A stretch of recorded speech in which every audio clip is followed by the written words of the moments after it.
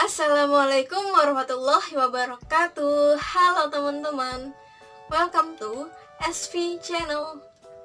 Nah, di video kali ini Sylvia bakal sharing cerita tentang gimana rasanya kuliah di jurusan pendidikan bahasa Inggris.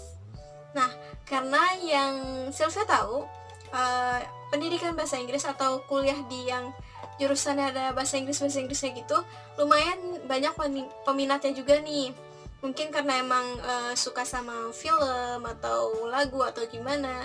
Terus juga bahasa Inggris kan bahasa internasional, jadi kita bisa pakai di luar negeri. Mana tahu nanti kita ada kesempatan ke luar negeri. Nah, tapi nggak banyak juga sih yang sebenarnya dari SMP dan SMA menghindari bahasa Inggris. Nah, Sylvia sendiri sebenarnya SMP dan SMA bahasa Inggrisnya kayak biasa aja dan emang ngejalanin karena emang mata pelajaran aja. Tapi ternyata pas kuliah Sylvia masuk ke pendidikan bahasa Inggris. Nah, jadi gimana nih rasanya kuliah di jurusan pendidikan bahasa Inggris? Nah, yang pertama ekspektasi. Biasanya ekspektasi kita tuh kayak nanti ketemu orang-orang yang udah ngomongnya udah lancar gitu bahasa Inggrisnya. Terus dosen-dosen kita juga, kalau dosen sih sudah pasti. Nah, kalau teman-teman, Sylvia ngerasain di awal-awal kayak teman-temannya nanti udah ahli, Sylvia-nya enggak gitu. Tapi ternyata pas masuk kuliah, ternyata sama aja teman-teman Sylvia juga ada beberapa yang kayak masih belajar juga gitu. Terus juga ekspektasi kita untuk masuk ke pendidikan bahasa Inggris ini kan paling kita tahu cuman belajar kayak tentang speaking, writing, reading, listening kayak gitu. Ternyata pas masuk itu belajarnya gak cuman itu. Terus juga malah jarang belajar tentang teks. Nah, jadi kita belajarnya lebih ke ilmu bahasa, yaitu linguistik, terus juga pronunciation, cara pengucapannya. Di pronunciation sendiri, Sylvia malah banyak banget menemukan kata-kata yang ternyata dari dulu Sylvia salah cara pengucapannya. Nah, jadi kuliah di pendidikan bahasa Inggris juga tugas-tugasnya lebih banyak ke makalah, terus presentasi itu udah pasti presentasi karena emang kita lebih dituntut untuk bisa ngomong gitu, jadi guru kan karena Sylvia di pendidikan nih, jadi lebih diarahkan menjadi guru. Nah, terus juga yang kedua itu biasanya yang masuk bahasa Inggris ada aja yang kejebak, termasuk Sylvia gitu. Jadi kayak awalnya kayak ngira ya udahlah gampang gitu.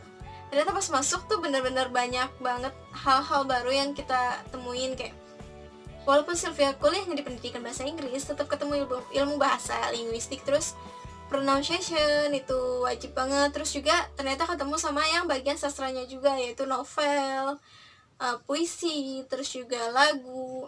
Itu ketemu banget sama topik-topik yang sastranya juga. Jadi kayak dicampur juga, dan biar kita nggak terlalu yang kosong-kosong banget sama sastranya.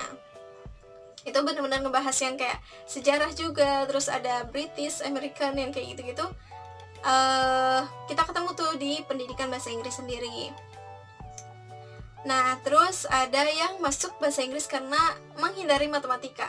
Nah, ini juga Sylvia ketemu nih sama yang kayak gitu. Jadi ada aja teman-teman Sylvia yang masuk ke pendidikan bahasa Inggris karena ingin menghindari matematika. Tapi lagi-lagi salah teman-teman. Nanti kita bakal ketemu sama satu mata kuliah yang full bahasa matematika, dan itu juga dosennya dari matematika. Karena kan kita bakal ngelakuin penelitian, skripsi, dan itu butuh pengolahan data. Otomatis kita emang butuh belajar matematika, dan di sini statistik gitu. Jadi untuk teman-teman yang emang menghindari matematika terus masuk bahasa Inggris, itu juga nggak bener ya teman-teman. Terus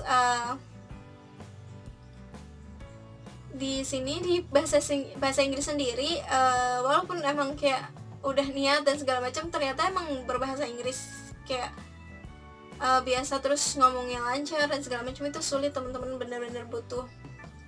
Jadi kayak kita tuh nggak bakal bisa berbahasa Inggris dengan lancar kalau kita nggak praktek. Jadi kalau cuman kayak tahu di dalam pikiran dan segala macam terus nggak praktek, biasanya masih aja kurang lancar. Sedangkan di pendidikan bahasa Inggris sendiri, di awal-awal nih, semester awal-awal kita masih boleh pakai bahasa Indonesia.